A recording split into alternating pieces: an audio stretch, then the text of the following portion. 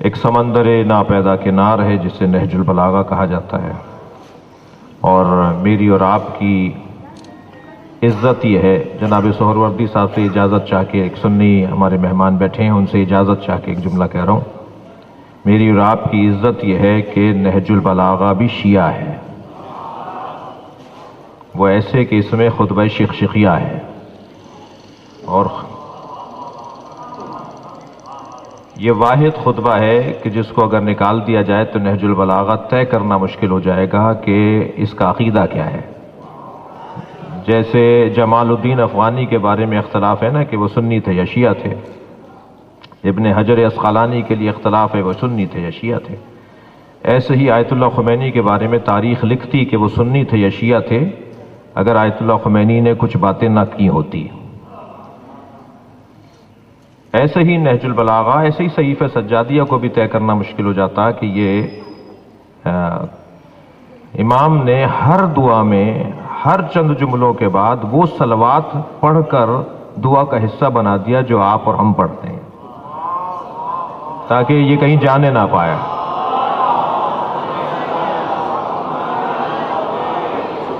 تاکہ یہ کہیں اور جانے نہ پائے۔ اسی طرح نہج البلاغہ میں مولا کا خطبہ شخشقیہ جس میں حضرت نے سیاسی حالات پر تبصرہ و تجزیہ فرمایا ہے، اپنے زمانے کے سیاسی حالات اور اپنے زمانے کے سیاسی شخصیات کے اوپر تجزیہ و تبصرہ فرمایا، تو اس خطبے کا جناب ڈاکٹر طاہر القادری صاحب بھی انکار کر رہے ہیں کہ وہ خطبہ سید رضی کا گھڑا ہوا خطبہ ہے، جبکہ اہل سنت عالم دین جناب ابن ابی الحدید معتزلی جو مصری عالم دین ہیں، انہوں نے بہت سارے دلائل دیے ہیں، بہت سے دلائل دیے ہیں کہ یہ خطبہ ایسے ہی مولا علی کا ہے جیسے اور خطبے ہیں۔ ان دلائل میں ایک دلیل یہ دی ہے کہ اسلوب کلام پکار کے بتاتا ہے کہ علی کے علاوہ کوئی کہہ ہی نہیں سکتا،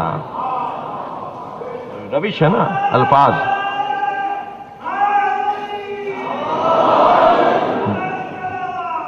اللہم صل علی مثلا جوش کے انداز سے کوئی مصرع کہہ ہی نہیں سکتا نا، انیس کا جو لہجہ ہے کوئی اور نہیں کہہ سکتا نا اسے، تو اقبال کا لہجہ اپنا ہے، یعنی مصرع پکار کے بتاتا ہے کہ اقبال کا کلام ہے، مصرع پکار کے بتاتا ہے کہ جوش کا کلام ہے، انیس کا کلام ہے، ایسے ہی کلام پکار کے بتا رہا ہے کہ سید رضی کے بس کی بات نہیں ہے، یہ علی کا کلام ہے۔ سید رضی کے تو اور کلام بھی ہے نا، سید رضی نے کوئی ایسا تو نہیں، سید رضی کے تو خطبے ہیں، سید رضی کے کلام ہیں، سید رضی کے سارے کلام اس کلام کے ساتھ جوڑ کے دیکھ لیجئے جڑ ہی نہیں رہا، لیکن علی کے اور کلاموں کے ساتھ کلام خطبہ شخشقیہ کو جوڑ کے دیکھ لیجئے، کلام پکار کے بتا رہا ہے کہ علی کا کلام ہے۔ تو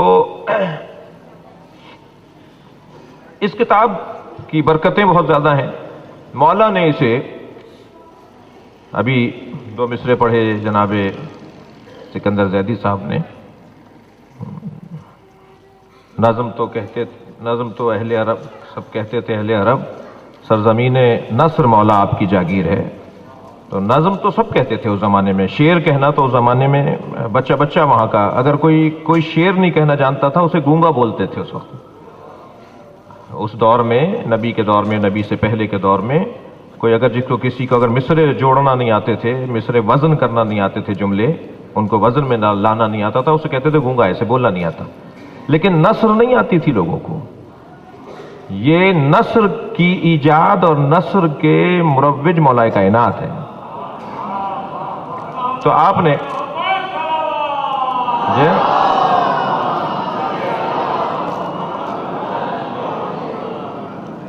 حضرت نے اپنے علم کو،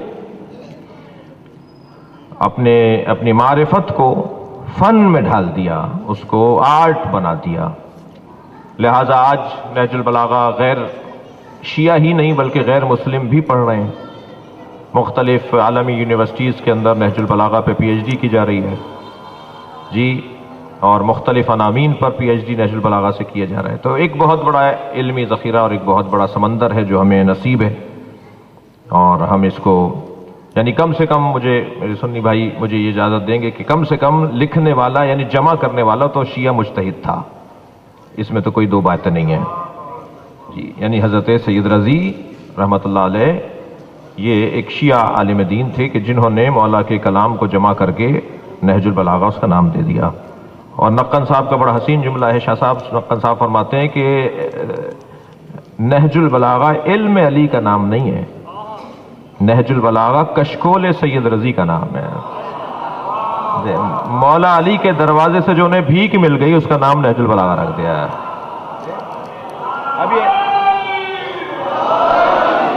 اب یہ جو نہج البلاغہ کی صورت میں ہمارے پاس ذخیرہ علمی ہے، اس کو 3 حصوں میں تقسیم کیا ہے سید رضی رحمۃ اللہ علیہ نے.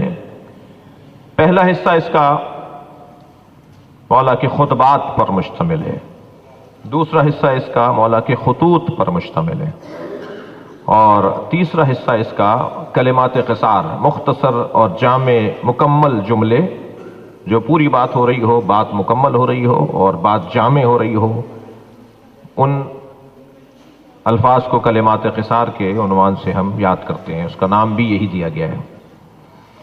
تو حضرت کے جو کلمات قصار ہیں وہ 480 ہیں نہج البلاغہ میں. 480 کی تعداد میں کلمات قصار ہیں جو آخر میں ہیں، پھر درمیان میں خطوط ہیں جو 79 ہیں حضرت کے خطوط ہیں، اور 241 حضرت کے خطبات ہیں. 241 خطبات ہیں اس نہج البلاغہ کے اندر. پہلے کلمات قصار، پھر حضرت کے خطوط اور پھر حضرت کے خطبات. ہمیں نہج البلاغہ پڑھنے کے لیے اول سے آخر نہیں پڑھنا چاہیے بلکہ آخر سے اول پڑھنا چاہیے. اگر ہم اول سے آخر نہج البلاغہ کا مطالعہ شروع کریں گے تو پہلا ہی خطبہ مولا کا اتنا مشکل خطبہ ہے کہ غیر مانوس ذہن اور غیر مانوس مزاج جب پہلا خطبہ پڑھے گا اور اس کی مشکل اصطلاحوں اور پھر اس کے الفاظ کی تشریح میں الجھے گا تو شاید دوسرا خطبہ پڑھنے سے وہ باز آ جائے. اس لیے بہتر ہے کہ کلمات قصار سے نہج البلاغہ کو پڑھا جائے. مختصر کلمات سے آشنائی ہوتے ہوتے پھر خط ہیں جو 1 صفحے اور 2 صفحے کے ہیں، ان کو پڑھا جائے، اور پھر آخر میں حضرت کے خطبات کو پڑھا جائے. یہ جائز ہے، ٹھیک ہے، روا ہے، مشق میں ہے، ایسا ہوتا ہے، ایسا آپ کرتے ہیں. اپنے بچوں کو پہلے 30واں سپارہ پڑھواتے ہیں، صحیح ہے، پھر آپ جو ہے وہ بڑے سوروں کی طرف اور پھر آگے بڑھتے ہیں تاکہ وہ چھوٹے سوروں سے آشنا ہو جائے. تو یہی کچھ ہمیں نہج البلاغہ پڑھتے وقت اس بات کا ہمیں خیال رکھنا ہوگا. مولا کا اس میں نے عرض کیا کہ حضرت کے 241 خطبے ہیں، 480 کلمات قصار ہیں، اور 79 حضرت کے خط ہیں، نامے ہیں، خطوط ہیں. تو اول اور آخر کی تعداد بہت زیادہ ہے، یعنی 241 خطبے، 480 کلمات قصار. تو ہم نے بیچ والا حصہ سوچا ہے کہ ان نشستوں کے لیے اگر ہمیں توفیق شامل حال رہی اور یہ آئندہ بھی سلسلہ آگے بڑھا، وہ چاہے 2 مہینے میں ایک دفعہ ہو، 1 مہینے میں ایک دفعہ ہو، تو ہم حضرت کے خطوط کے اوپر غور کریں کہ حضرت نے کس کو کیا خط لکھا اور اس خط کی تشریح کیا ہے، تفسیر کیا ہے. تو حضرت کا پہلا خط میں نے بھی آپ کو پڑھ کے سنایا ہے، اور اس پہلے خط کی آج مختصر میں شرح کر پاؤں گا، یعنی پورا ہم خط نہیں پڑھ پائیں گے. اس کی وجہ یہ ہے کہ ہمیں تھوڑی سی تاخیر بھی ہوئی ہے، تھوڑی سی نہیں خاصی تاخیر ہوئی ہے، اور پھر سوالات کا دورانیہ بھی ہے، اور ہمارے جو ٹائم اور ہمارے اوقات جو مجالس اور محافل اور اس طرح کی علمی نشستوں کے لیے جو طے پا جائے وقت، اس کی پابندی بہت ہر اعتبار سے لازم ہے. آج اب ہم سب جو دیر سے آئے وہ کچھ نہ کچھ تو کہہ رہے ہیں کہ ہم یوں دیر سے آئے، ایسا ہو گیا اور ویسا ہو گیا. بہرحال مختصر یہ کہ دیر ہو گئی، تو میں پورا خط نہیں پڑھ سکوں گا، لیکن ترجمہ پورے کا کر دیتا ہوں اور شرح تھوڑی سی ہم کرتے ہیں. جو پورا خط ہے وہ سن لیجئے، اور ایک حقیقت ہے، ایک تاریخ ہے، اور ہمارے پاس حوالے بھی ہیں اس خط کے حوالے سے کہ اس کی سند کیا ہے اور اس کے حوالے کیا ہیں.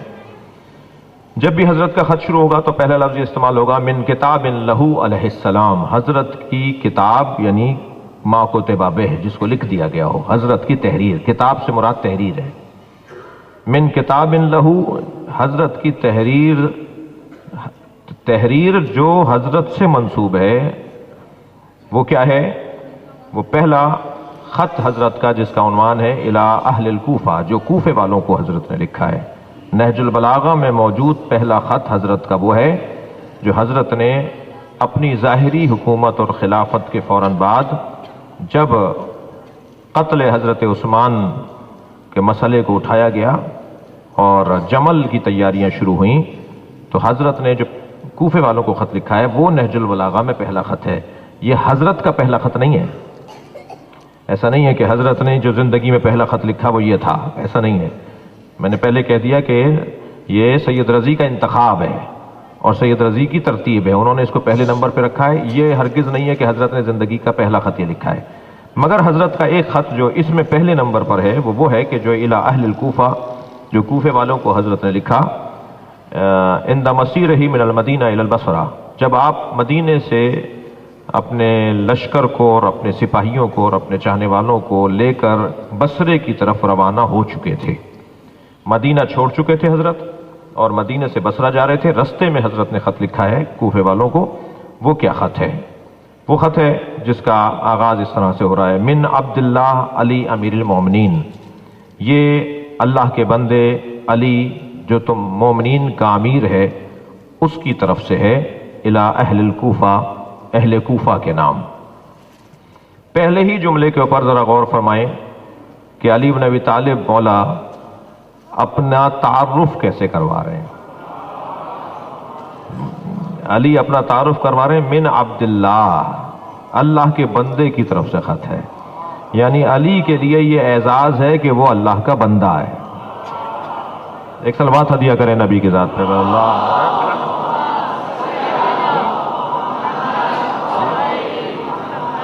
فرما رہے ہیں من عبداللہ علی۔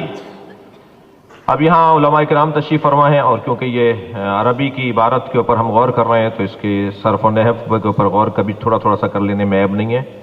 من عبداللہ، اللہ کے بندے کی طرف سے ہے جو علی ہے، یعنی علی اس کا گویا عبداللہ کی تفسیر ہے کہ کون عبداللہ؟ علی عبداللہ۔ اور پھر فرما رہے ہیں امیر المومنین، وہ علی جو مومنین کا امیر ہے، اپنے ہاتھ سے اپنے قلم سے اپنے آپ کو امیر المومنین کہنا یہ علی کے علاوہ کسی اور کو جچتا نہیں ہے، حق ہے۔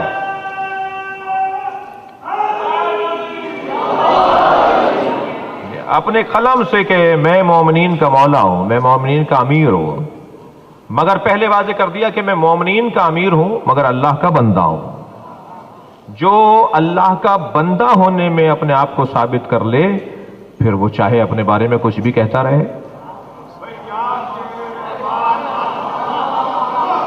اس کا نفس اس کے قابو میں ہے نا۔ یعنی بحث یہ ہے کہ اپنے منہ سے اپنی تعریف کیسے؟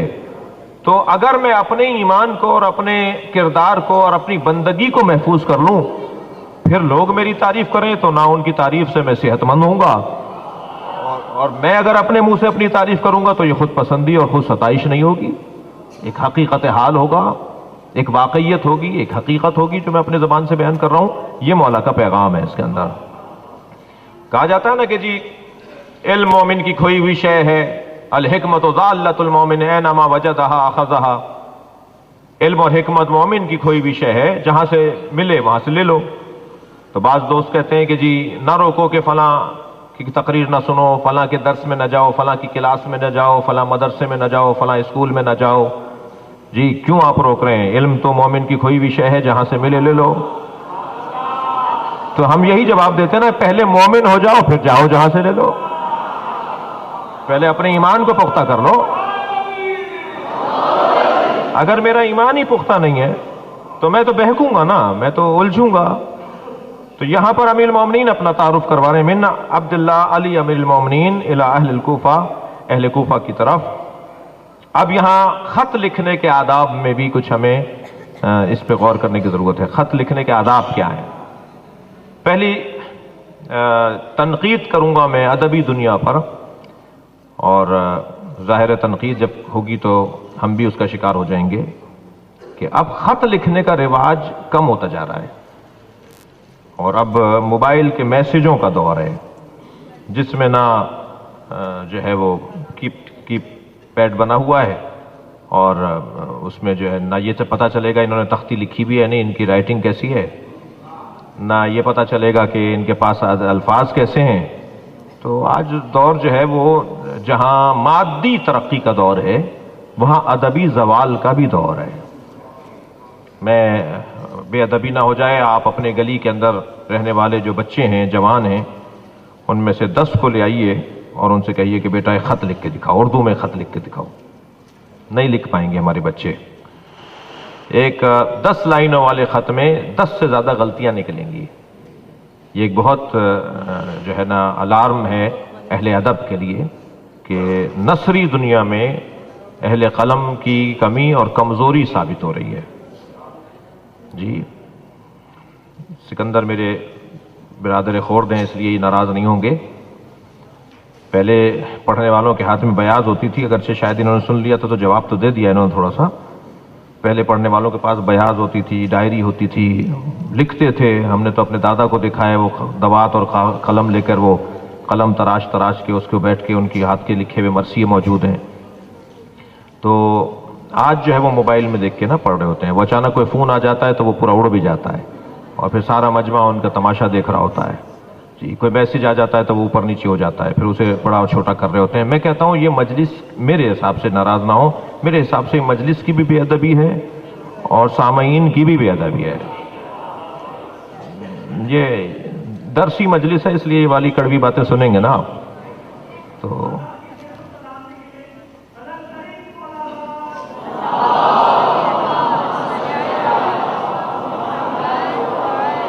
آداب خط لکھنے کے حوالے سے بھی ادیبوں کو، اور یہاں غازی عباس ٹرسٹ نے یہ ارادہ کیا ہے کہ یہاں شعبے بنائے جائیں گے اس حوالے سے، ادبی حوالے سے، اور کچھ کام ہوگا انشاءاللہ۔ کچھ کام ابھی میت خانے کا یہاں شروع کر رہے ہیں، یہ میت خانہ وہاں سے یہاں شفٹ کر رہے ہیں، یہاں نیا بنا رہے ہیں، تو انشاءاللہ مزید ترقی بھی اس ادارے کو ہوگی۔ ہمارا کوئی حصہ نہیں ہے، ہمارا صرف ان کے ساتھ ایک دعائیہ تعاون ہے اور کچھ نہیں ہے۔ تو حضرت کیا فرما رہے ہیں؟ اب دیکھیے، پہلے تو حضرت نے اپنا تعارف کروایا، اور پھر جس کو مخاطب کر رہے ہیں، یعنی جو حضرت کا مخاطب ہے، اس کے بارے میں یہ رواج تھا اس زمانے میں اور ادب کا حصہ ہے کہ پہلے آپ بھی تو بتائیں کہ آپ اسے مثلا میں میر صاحب کو خط لکھ رہا ہوں فرض کیجئے، تو میں اپنے خط میں اس بات کا اظہار کروں کہ میں میر صاحب کو کیا مانتا ہوں۔ یہ خط لکھنے کے آداب کا حصہ ہے۔ میں جناب سہیل شاہ صاحب کو خط لکھ رہا ہوں، سہیل شاہ کو میں کیا مانتا ہوں، میرے نزدیک سہیل شاہ ہیں کیا؟ یہی کچھ انداز امیر المومنین کا اس خط کے اندر ہے۔ حضرت فرماتے ہیں من عبداللہ علی امیر المومنین لاہل الکوفہ جبہت الانصار وسنام العرب، میں ان اہل کوفہ کو، اس کوفے کے رہنے والوں، ان کوفے کے رہنے والوں کو خط لکھ رہا ہوں جو انصار مدد کرنے والوں کا درخشاں چہرہ ہے۔ جبہت الانصار وسنام العرب، اور جو عرب کی شان و شوکت ہے۔ اب کوفے والوں کی تعریف کی ہے حضرت نے 2 صفتوں کے ذریعے سے، ایک تو وہ جبہت الانصار ہیں، وہ انصار کا اچھا خوشنما چہرہ ہیں، اور عرب کی آبرو اور عرب کی عزت اور وقار ہیں۔ اما بعد، اب یہاں سے حضرت کا خط شروع ہو رہا ہے، مگر میں چاہوں گا کہ اس ایک لائن کے اوپر پھر تھوڑا سا ہم غور کریں۔ دیکھیے یہاں جبہت الانصار حضرت نے کہا ہے کوفے والوں کو، یہاں انصار مہاجرین کے مقابل جو لفظ استعمال کیا جاتا ہے وہ مراد نہیں ہے، یعنی ایسا نہیں ہے کہ یہ مہاجرین نہیں، کوفے والے انصار ہیں۔ یہ انصار اور مہاجرین کی جو تقسیم ہے نا اسلامی تاریخ میں، یہ حضرت کی مراد نہیں ہے، ورنہ کوفے کے اندر مہاجرین بھی تھے، کوفے کے اندر انصار بھی تھے، اور تقسیم مسلمان کی تقسیم امیر المومنین کے زمانے میں جو مولا نے خود فرمائی ہے، وہ انصار اور مہاجرین کی تقسیم نہیں ہے، 3 حصوں میں تقسیم کیا ہے امیر المومنین نے اپنے زمانے کے لوگوں کو، یعنی نبی کے بعد کے لوگوں کو، نبی کے زمانے کے لوگوں کو۔ مہاجر و انصار تو سب نے سنا ہے، بچوں نے سنا ہے۔ حضرت نے فرمایا نہیں، جب خط لکھا نا حاکم شام نے حضرت کو اور کہا کہ میں بھی بڑے خاندان کا ہوں، آپ بھی بڑے خاندان کے ہیں، تو حضرت نے انہیں جواب دیا کہ نہ تم انصار میں سے ہو نہ تم مہاجرین میں سے ہو۔ حضرت نے فرمایا نہ تم انصار میں سے ہو، کیونکہ مسلمانوں کے دو ہی گروہ تھے، مسلمان دو ہی حصوں میں تقسیم تھے، یا مہاجر تھے یا انصار تھے۔ حضرت نے شام کے حاکم کو خط کا جواب دیا، حضرت نے فرمایا نہ تم انصار میں سے ہو نہ تم مہاجرین میں سے ہو، بلکہ تم ابن طلیق ہو، تم آزاد شدگان کی اولاد ہو۔ جی، تو حضرت کی تقسیم کے مطابق مسلمانوں میں تین طرح کے لوگ تھے: مہاجرین جو نبی کے ساتھ آئے، انصار جنہوں نے ان کو قبول کیا اور انہیں اپنے گھر میں جگہ دی، اور وہ لوگ کہ جو فتح مکہ کے موقع پر اسلام کی شوکت کو دیکھ کر، اسلام کے جلال کو دیکھ کر پیش ہو گئے تھے کہ ہم مسلمان ہونا چاہتے ہیں، ان کے پاس اس کے علاوہ کوئی چارہ نہیں تھا۔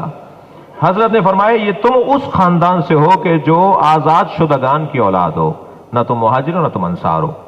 یہاں جو حضرت کوفے والوں کو جبہۃ الانصار فرما رہے ہیں، یہاں وہ مہاجرین کے مقابل والا انصار نہیں ہے، بلکہ یہاں مراد مددگاروں میں بہترین مددگار ہو تم، اچھا چہرہ ہے تمہارا مددگاروں کے حوالے سے۔ سوال، واقعاً اچھا چہرہ ہے؟ کیا انہوں نے امیر المومنین کا ساتھ ایسے ہی دیا جیسا حضرت نے ان کی تعریف کی ہے؟ کیا امام حسن مجتبیٰ کا ساتھ انہوں نے ایسے ہی دیا؟ کیا مولا حسین کے ساتھ کوفے والوں نے وفاداری کی؟ مولا کا کلام معاذ اللہ غلط نہیں ہو سکتا، ہمیں اس کے اوپر تجزیہ کرنا پڑے گا کہ آخر کیا ہوا جو کوفے کے لوگ امیر المومنین کا ویسا ساتھ نہیں دے پائے جیسا دینا چاہیے تھا، کوفے کے لوگ امام حسن امام حسین کا ویسا ساتھ نہیں دے پائے جیسا دینا چاہیے تھا۔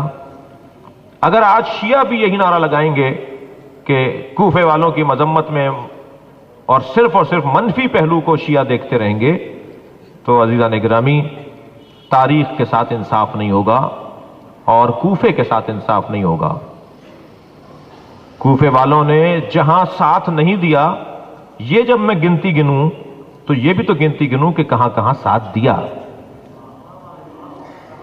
توجہ ہے، جہاں جہاں کوفے والوں نے ساتھ دیا وہ بھی تو میں بتاؤں نا کہ کہاں کہاں ساتھ دیا کوفے والوں نے۔ اب کبھی ساتھ دیتے ہیں اور اس حد تک ساتھ دیتے ہیں کہ اپنی جانیں اپنے گلے اپنے ہاتھ سے کاٹنے کو تیار ہو جاتے ہیں، اور کبھی ساتھ نہیں دیتے ایسے کہ حضرت مسلم کو چھوڑ کر چلے گئے مسجد کے اندر۔ تو ہمیں تجزیہ کرنا پڑے گا کہ کیوں آخر یہ ساتھ نہیں دیا انہوں نے، اور کیوں ساتھ، کہاں ساتھ دیا تو کیوں دیا، اور کہاں ساتھ نہیں دیا تو کیوں ساتھ نہیں دیا۔ ہمیں تاریخی تجزیے کی طرف جانا پڑے گا۔ آسانی سے آج 1400 سال کے بعد نعرہ لگانا میں سمجھتا ہوں بہت آسان کام ہوگا، لیکن اس زمانے میں پلٹ کر وہاں کے حالات کو غور کر کے نتیجہ دینا نسبتاً مشکل کام ہے۔ حضرت نے کوفے والوں کو سنام العرب بھی کہا ہے۔ لغت کے اعتبار سے سنام جو ہے وہ اونٹ کے کوہان کو کہا جاتا ہے۔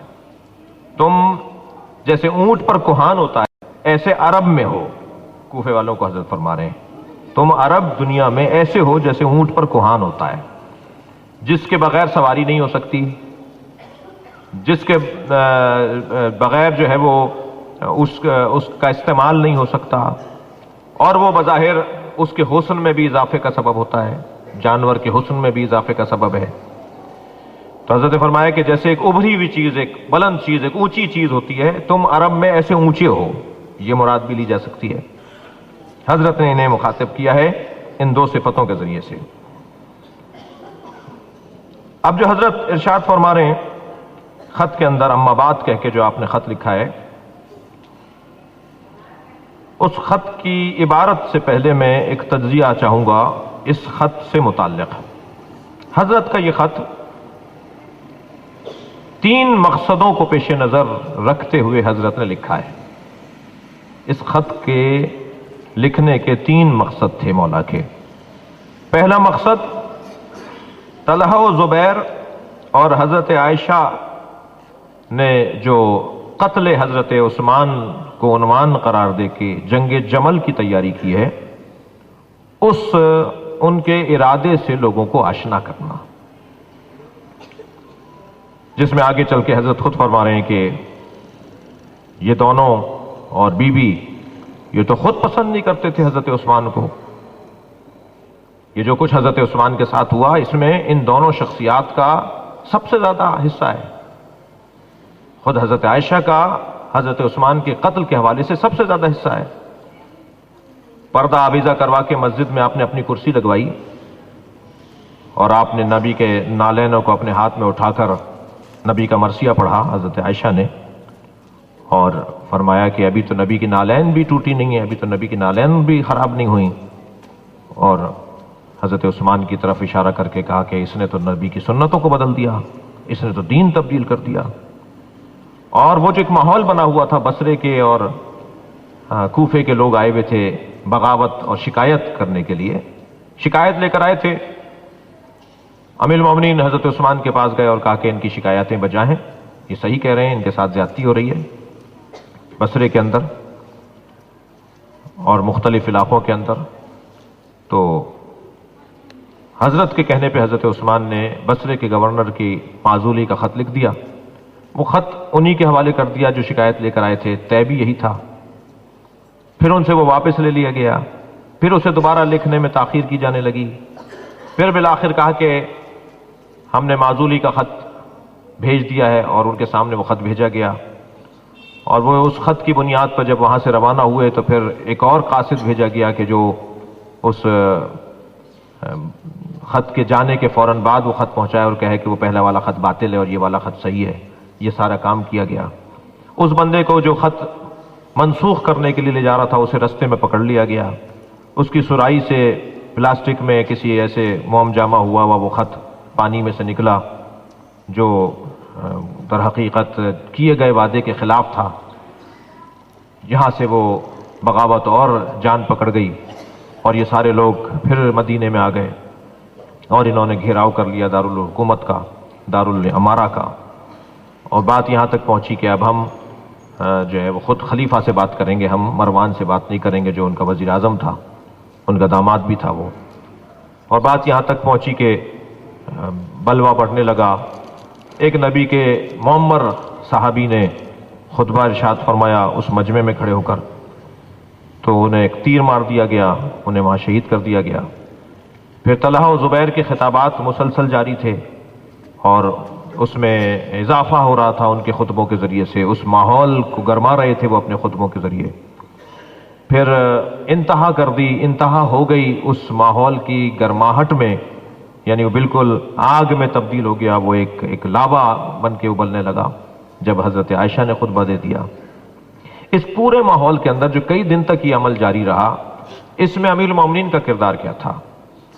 امیر المومنین خود فرما رہے ہیں اس خط کے اندر کہ میرا کردار ایسا تھا کہ میں ان کی شکایتیں سن کے ان کے پاس جاتا تھا اور ان کی مجبوریوں کو ان کے سامنے بیان کرتا تھا۔ میں ان مطالبہ کرنے والوں کی مشکلات سے بھی آگاہ اور آشنا اور مقر اور معترف تھا، اور ادھر بننے والے ماحول سے بھی خوفزدہ تھا کہ اگر ایسا قتل ہو گیا تو پھر بدامنی انتہا کو پہنچے گی کہ جب حکمران، حاکم، وزیر اعظم، صدر مملکت ہی مار دیا جائے مثلاً، تو پھر عام لوگوں کی امنیت کو کیا کہیں گے، عوام کی امنیت کو کیا کہیں گے، رعیت کی امنیت کو کیا کہیں گے۔ حضرت فرمانے لگے میں اس کیفیت میں تھا، اور میں جب لوگ عثمان ابن عفان کے بارے میں بات کرتے تھے تو میں ان کی صحیح بات پر بھی خاموشی اختیار اس لیے کرتا تھا کہ اگر میں نے حتی سر کے اشارے سے ان کی بات کی تائید بھی کر دی، میں نے سر کے اشارے سے اور آنکھوں کے اشارے سے بھی اگر ان کی بات کی تائید کر دی تو ان کے غصے میں اضافہ ہو جائے گا کہ علی نے بھی ہماری بات کو مان لیا۔ لہذا میں اس کیفیت میں تھا کہ میں ایک بڑے فتنے سے بچنے کے لیے ادھر میں اصلاح بھی چاہتا تھا، ادھر اس ماحول کو بھی میں پسند نہیں کر رہا تھا کہ جو ماحول بن چکا تھا۔ ایسی کیفیت میں اسے جا کے سمجھاتا تھا، وہ میری بات مان لیتا تھا، اور پھر کچھ دیر کے بعد پھر اپنی بات سے پھر جاتا تھا۔ یہ کیفیت تھی حضرت فرما رہے ہیں اس وقت میں۔ تو اب اس کیفیت میں قتل ہو گیا، حضرت عثمان کا قتل ہو گیا، اور کسی نے ان بلوائیوں سے کہا کہ جو دارالامارہ کی پیچھے کی دیوار ہے وہ چھوٹی ہے، وہاں سے دارالامارہ میں داخل ہوا جا سکتا ہے۔ لوگ وہاں گئے اور وہاں سے انہوں نے دارالامارہ میں خود کو پہنچا کر حضرت عثمان تک پہنچے اور انہیں آخر میں قتل کر دیا۔ اور اس بلوے کی کیفیت میں بنی ہاشم زخمی بھی ہوئے۔ بنی ہاشم کا کام اس وقت میں بلوائیوں کو روکنا تھا، نہیں چاہتے تھے کہ ایسا ہو، اس کا مقصد ہرگز یہ نہیں ہے کہ وہ آئیڈیل تھے، وہ پسندیدہ تھے، نہیں، اس کا جو نتیجہ اس سے زیادہ بھیانک ہے، یعنی ابھی جو کچھ ہو رہا ہے اس سے زیادہ خطرناک ہو جائے گا اگر اس ماحول کو ہم نے نہیں سنبھالا تو۔ یہ کیفیت تھی۔ ادھر 3 دن قتل کے بعد ماحول بڑا مقدر رہا، اور اس دور کے گزرنے کے بعد سارے بصرے والوں نے، سارے کوفے والوں نے، سارے مدینے والوں نے امیر المومنین کی بیعت کی، جو اس خط میں حضرت اس کا ذکر کر رہے ہیں۔ تو حضرت کے اس خط لکھنے کے 3 مقصد ہیں۔ سب سے پہلا مقصد تو طلحہ و زبیر اور حضرت عائشہ کے حوالے سے بتانا کہ وہ کیا چاہتے ہیں، ان کا کیا ارادہ ہے۔ دوسرا مقصد یہ کہ یہ بتانا چاہتے ہیں حضرت کہ لوگوں نے میری بیعت بغیر اکراہ اور بغیر جبر کے کی ہے، لوگ میرے دروازے پر کسی کے دباؤ میں آ کر نہیں آئے، بلکہ لوگوں کے پاس اس کے علاوہ چارہ نہیں تھا، اور میرے دروازے پہ لوگوں کا آنا لوگوں کی ضرورت تھی، اور لوگ اپنے اختیار سے آئے ہیں، ان کے پاس اس کے علاوہ چارہ نہیں تھا۔ تیسرا مقصد اس خط کے لکھنے کا یہ تھا کہ حضرت یہ جو فتنہ جمل کی صورت میں سامنے آ رہا تھا، اس فتنے کو دبانے کے لیے کوفے والوں سے مدد مانگ رہے تھے، آؤ میری لشکر میں شریک ہو جاؤ، اور یہ جو فتنہ بصرے کے اندر کھڑا ہے جمل کی صورت میں، اس فتنے کو ہم دبائیں۔ یہ 3 مقصد ہیں اس خط کے۔ اب حضرت کیا فرما رہے ہیں؟ اما بعد فَإِنِّي أُخْبِرُكُمْ عَنْ أَمْرِ عثمان، میں تمہیں حضرت عثمان کے مسئلے کے بارے میں کچھ بتانا چاہتا ہوں۔ حضرت اہل کوفہ سے کہہ رہے ہیں حَتَّى يَكُونَ سَمْعُهُ كَعَيَانِهِ، اور میں ایسے بتانا چاہتا ہوں کہ تمہاری آنکھیں ایسی ہو جائیں جیسے تمہاری آنکھیں، تمہارے کان ایسے ہو جائیں جیسے تمہاری آنکھیں، میں تمہیں ایسے بتانا چاہتا ہوں۔ جی جملہ دیکھیں حضرت کا، فرما رہے ہیں تمہارے، ایک سلوات پڑھ لیں ذرا محمد وآلہ محمد۔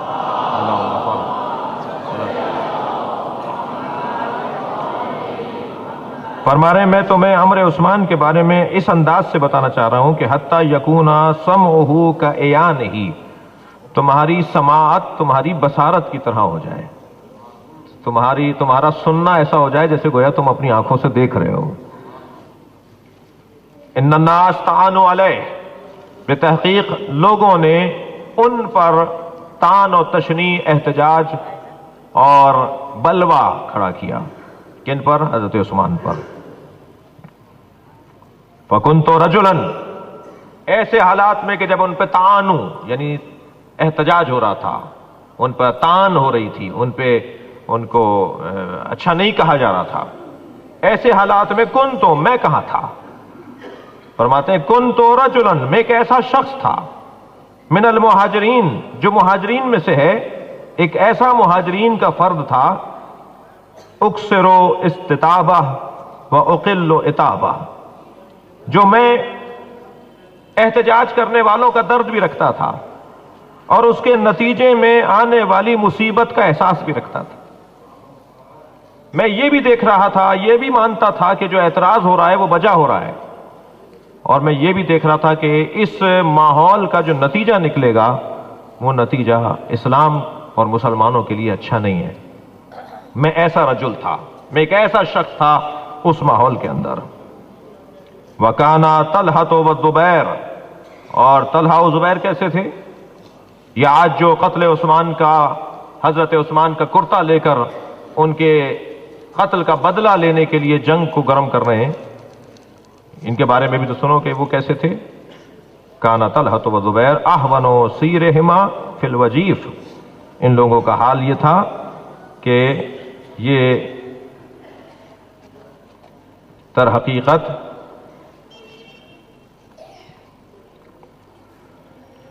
وجیف کا، پہلے لغت کا ترجمہ آپ سن لیجئے، حضرت نے جو ان کو وجیف کہا ہے نا، تو وجیف کا ذرا پہلے تھوڑی سی تشریح ہو جانی چاہیے۔ دیکھیں جب اونٹ بہت تیز دوڑ رہا ہو نا اور اس کے دوڑنے سے خوف آ رہا ہو تو اس کیفیت کو وجیف کہتے ہیں۔ یہ لگے گی جا کے گاڑی کہیں، یہ کسی کو مارے گا۔ ہوتا ہے بعض جوان ہوتے ہیں تیز رفتار گاڑی چلا رہے ہوتے ہیں، اسپیڈ بریکر بھی انہیں نظر نہیں آ رہا ہوتا جی، اور رستے میں پیدل چلتے ہوئے لوگ بھی نظر نہیں آ رہے ہوتے، وہ گاڑی بہت بعض اوقات، اکثر اوقات آپ نے دیکھا ہوگا کہ وہ بہت پیچ و خم کے ساتھ گاڑی کو دوڑا رہے ہوتے ہیں، اس منظر کو دیکھ کر کیا لوگوں کو ہو رہا ہوتا ہے؟ کہتے ہیں یہ مارے گا کسی کو، یہ کوئی حادثہ ہوگا، یہ حادثہ تیار ہے، دیکھو آگے کیا ہو رہا ہے۔ حضرت فرمایا ان دونوں کا یہ حال تھا، یہ اتنا تیز دوڑ رہے تھے اس مسئلے کے اندر۔ یہ حقیقت ہے کہ بصرے والوں کے ساتھ زیادتی ہو رہی تھی، یہ حقیقت ہے کہ اس دور کے اندر دو بڑی کمزوریاں تھیں اس حکومت کی، توجہ چاہوں گا، اس حکومت کی دو بڑی کمزوریاں تھیں۔ ایک بڑی کمزوری تو یہ تھی کہ اموال کی تقسیم غیر عادلانہ تھی، اموال کی تقسیم غیر عادلانہ تھی، یہ میرا ہے، یہ اپنا ہے، یہ میرا ہے، یہ تمہارا ہے، یا اس کا ہمارا کیا مطلب، اس کو دے دو جیسا ہے بس تھوڑا بہت۔ تقسیم اموال غیر عادلانہ تھی۔ اور دوسرا مسئلہ یہ تھا کہ نااہل لوگوں کو ذمہ داریاں سونپی جا رہی تھیں۔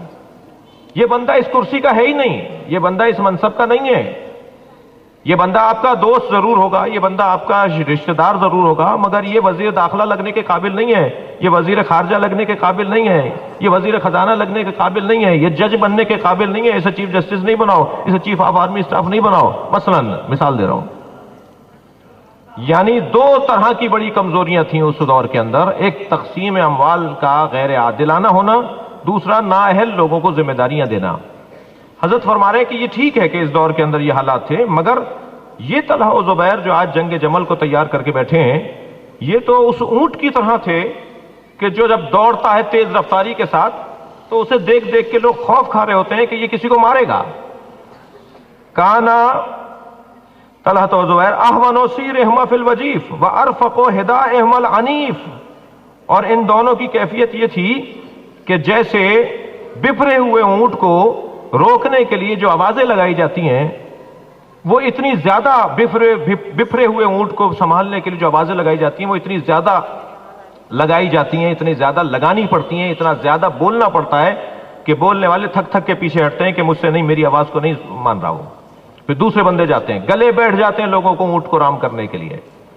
حضرت فرمائے ان کا تو یہ حال تھا، بڑھاوا دینے میں، بھڑکاوا دینے میں، لوگوں کو اکسانے میں، یہ تو اس حد تک آگے جا چکے تھے۔ سنیں اب ذرا، وَكَانَ مِنْ عَائِشَةَ فِيهِ فَلْتَةُ غَضَبٍ، اور حضرت عائشہ کے بارے میں کیا کہہ رہے ہو، وہ تو غصے کا انگارہ ہو چکی تھیں، وہ تو غصے میں ایک انگارے کی طرح ہو چکی تھیں، اتنی آپ غصے میں تھیں حضرت عائشہ۔ اور اس کا نتیجہ کیا نکلا؟ اس کا نتیجہ نکلا فَأُتِيهُ لَهُ قَوْمٌ فَقَتَلُوهُ، لوگ بھڑک اٹھے ان دونوں اور حضرت کی وجہ سے، لوگ بھڑک اٹھے اور اتنے بھڑکے فَقَتَلُوهُ، مار ڈالا۔ جو میں ڈر رہا تھا جس چیز سے، جو میں نہیں چاہتا تھا کہ ایسا ہو، وہ ہو گیا۔ فَبَايَعَ النَّاسَ، اور اس کے بعد لوگوں نے میری بیعت کی۔ یہ خط لکھ رہے ہیں حضرت، لوگوں نے میری بیعت کی، غیر مستکرہین، وہ بیعت کرنے والے مستکرہ نہیں تھے، جبر سے نہیں کر رہے تھے ایسا، ولا مجبرین، جبر سے نہیں کر رہے تھے، کراہت سے نہیں کر رہے تھے، بل طائعین مخیرین، بلکہ وہ دل سے کام کر رہے تھے، اپنے اختیار سے ایسا کر رہے تھے۔ میری بیعت کی گئی، اور جب میری بیعت کر لی گئی تو پھر یہ اسی حضرت عثمان، انہی حضرت عثمان کے قتل کا مجھ سے بدلہ مانگ رہے ہیں، جنہیں قتل ان کی تقریروں نے کروایا، جن کا قتل ان کے بیانات کی وجہ سے ہوا، اب یہ مجھ سے ان کے قتل کا بدلہ مانگ رہے ہیں اور جنگ تیار کیے بیٹھے ہیں۔ وَعْلَمُوا أَنَّ دَارَ الْحِجْرَةَ قَدْ قَلَعَتْ بِأَهْلِهَا، اے اہل کوفہ جان لو کہ دار الہجرہ یعنی مدینہ، دار الہجرہ جب بھی کہا جائے گا، میں اپنے بچوں سے کہہ رہا ہوں، تو دار الہجرہ سے مراد مدینہ ہے۔